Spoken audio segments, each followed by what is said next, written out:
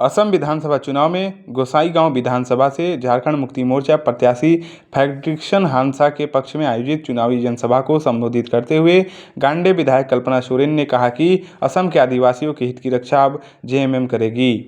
असम विधानसभा चुनाव कोई सामान्य चुनाव नहीं बल्कि इतिहास बनाने का चुनाव है। यहाँ की जनता बदलाव का मन बना चुकी है।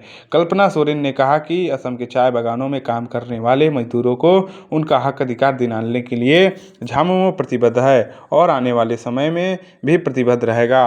आपका एक एक वोट बहुमूल्य है। आपका एक वोट असम में रहने वाले आदिवासी समुदाय को मजबूती प्रदान करेगा।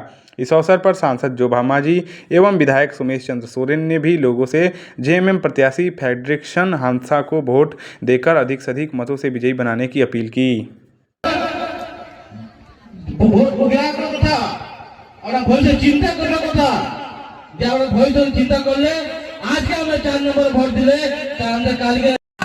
लेकिन ये सपना किसने देखा? ये सपना आपके बाबा, आपके गुरुजी ने देखा। और क्यों देखा ये सपना? वो ये चाहते थे कि हमारे आदिवासियों का, गरीब, गुरबा, दलित, पिछड़ा, अल्पसंख्यक के लिए हम एक राज्य बनाएंगे। ऐसा राज्य जहां हम सुख शांति के साथ में आराम से रह सके। और वो जब सपना उन्होंने देखा तो उनके साथ में हमारे झारखंड के सभी अगुआ साथी, जिनके जेब में पैसा रुपया भी नहीं था, पैर में चप्पल नहीं था, बदन में कपड़ा नहीं था, लेकिन उस समय में भी बाबा के साथ डट करके, खड़े होकर के उन्होंने उनके पीछे पीछे उनके सपने को साकार करने के साथ चले गए। ऐसा क्यों किया? क्योंकि उन्हें चिंता थी बचपन में जो घटना घटी उनके पिताजी के साथ, वहां के जमींदारों ने आदिवासियों को कभी भी अपने बराबर का नहीं समझा, मिट्टी की धूल, पैर की धूल समझा था। लेकिन अपना मान रखने के लिए, अपने स्वामित्व में मैं जहां पैदा हुआ हूं, पैदा हुई हूं, उसका मान रखने के लिए उन्होंने ये सपना देखा। और आज झारखंड को बने हुए 25 साल हो गए हैं, लेकिन पिछले ही साल जिस व्यक्ति ने वो सपना देखा, उन्होंने हमारा साथ छोड़ दिया। लड़े, बहुत दिन तक लड़े, लेकिन आज वो हमारे साथ सशरीर नहीं है। ये जो लड़का आपको दिखाई दे रहा है, सोमेश सोरेन, सोमेश सोरेन के पिताजी रामदास सोरेन जी भी हमारे बाबा के साथ अगुआ साथी रहे थे। और ये रामदास दादा और गुरुजी का क्या संबंध था? जिस दिन गुरुजी हम लोगों को छोड़ के गए, एक हफ्ता 10 दिन के बाद रामदास दा भी हम लोगों को छोड़ के चले गए। आज ये बच्चा उनके आदर्शों को लेकर के अपने घाटशिला में काम कर रहा है।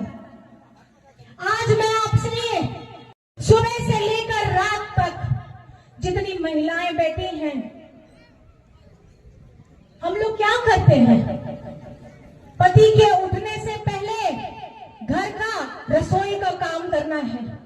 बड़े बुजुर्ग हैं, उनको दवाई देना है, बच्चों को तैयार करना है, उन्हें पढ़ाई के लिए भेजना है, अपने काम पे जाना है, फिर पूरा दिन भर काम करना है, खेती बाड़ी करना है, चाय बागान में जाना है, और वापस आ करके फिर हमें अपने परिवार को समेटना है। जितनी ताकत, जितनी हिम्मत, जितना त्याग, जितना परिश्रम एक महिला में होता है, वो पूरा दिन सुबह से लेकर रात तक खटती है और ज्यादा अपने परिवार से कुछ नहीं मांगती, सिर्फ मांगती है कि तुम्हारा साथ मेरे साथ होना चाहिए। बाकी का सारा जंग मैं अपने लड़ लूंगी। लेकिन आज यहाँ आपकी स्थिति देखकर बहुत डर लगता है। कितना पैसा मिलता है? तो बताया कि 250 रुपए मिलता है। तो वो सुन के मैंने यही अगला सवाल पूछा 250 रुपए में हो जाता है। तो महिलाएं बोलती हैं हो तो नहीं पाता है, लेकिन करें तो क्या करें। मेरा सवाल आप लोगों से है और यहां असम की सरकार से है कि 250 रुपए प्रतिदिन अगर आप हिसाब लगाए तो महीना का 7,500 रुपया। एक महिला जो सुबह से उठ करके शाम तक वो पत्ता बिनती है और उस समय में बीच में खाने के लिए जब मैंने उनको पूछा कि खाने में जरूर आप लोग भात और आलू चोखा लाए होंगे, तो जो हंस के मुस्कुराते हुए थोड़े शर्मीले अंदाज में बोलती है कि आपने सही बोला है, हम भात और आलू चोखा ही लेकर के आए हैं। मतलब उस टिफिन में सब्जी भी नहीं है, क्या है? आलू है, जो सब जगह इस्तेमाल होता है। ये स्थिति देख के मुझे ये महसूस हुआ कि 250 रुपए एक महिला जब सुबह से लेकर के शाम तक खटती है, अपने हाथों से एक एक पत्ता चुनती है, झोला भरती है, उसको मंगवाती है, अपना 250 रुपए लेती है, लेकिन इस उम्मीद में वो अपने घर जाती है कि काश मेरे बच्चे को मैं अच्छा जीवन दे पाऊं। लेकिन घर पहुंचने के बाद अपने घर को देख करके वो ये तकलीफ में रहती है कि पूरे दिन की कमाई में 250 रुपए में मुझे अपना घर चलाना होगा। और अगर बशर्ते कभी तबीयत खराब हो गया, 30 दिन नहीं हुआ, तो 7,500 से घट करके जितना दिन काम करेंगे सिर्फ उतना पैसा मिलेगा। मैं ये सवाल पूछना चाहती हूँ यहाँ की सरकार को, क्या 250 रुपए में इनकी मेहनत के लिए, इनके पसीने के लिए, इनके खर्च के लिए जायज है? क्या इनका आपका मूल्य बढ़ा करके आपको इसे 500 रुपए नहीं करना चाहिए?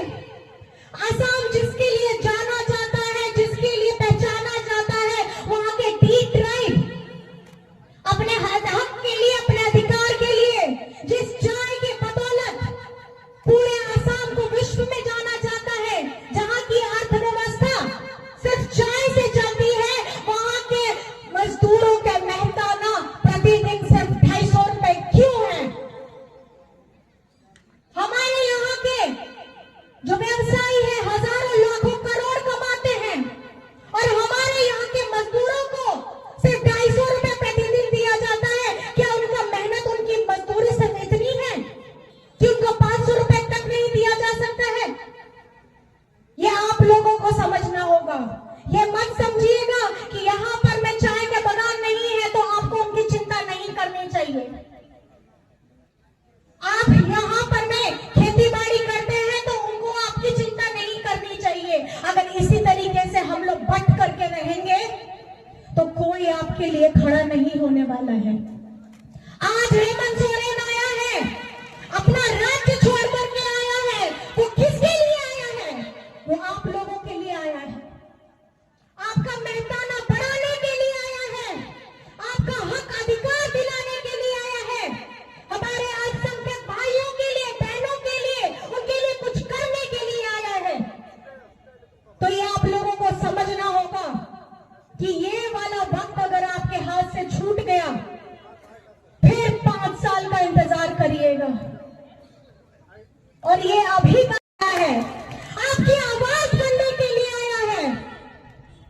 आज असम में ये सवाल पूछा जाता है कि झारखंड मुक्ति मोर्चा असम में क्यों है? ये आप लोगों को पता ना होगा उन लोगों को कि झारखंड मुक्ति मोर्चा असम में इसलिए है क्योंकि आप लोगों ने बरसों से हम लोगों का शोषण किया है। आप लोगों ने हमारे अस्तित्व, हमारे पहचान, एसटी दर्जा आपको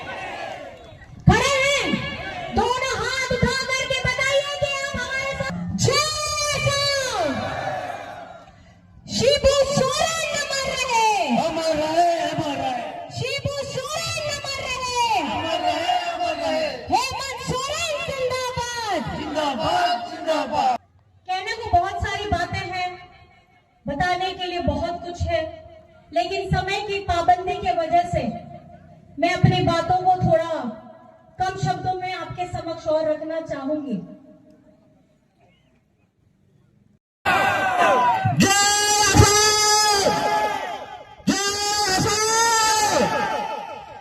এই বলে আমি বক্তব্য এই সমাজ করছি। সবাইকে আমাদের জোহার।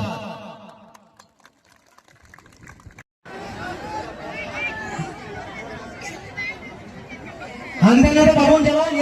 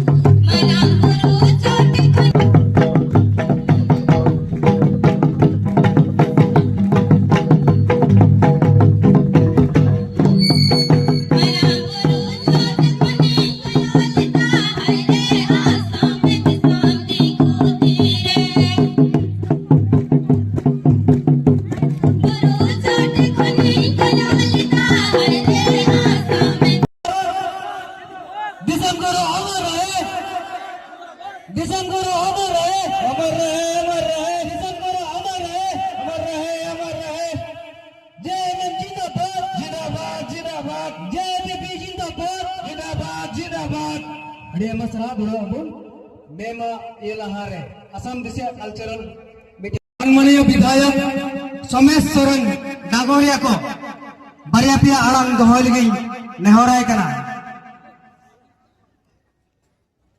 नोडे सेटर दायो का था सोमेश सोरेन महाशय बारिया पिया आड़ांग नोडे दोहल गई नेहराय कना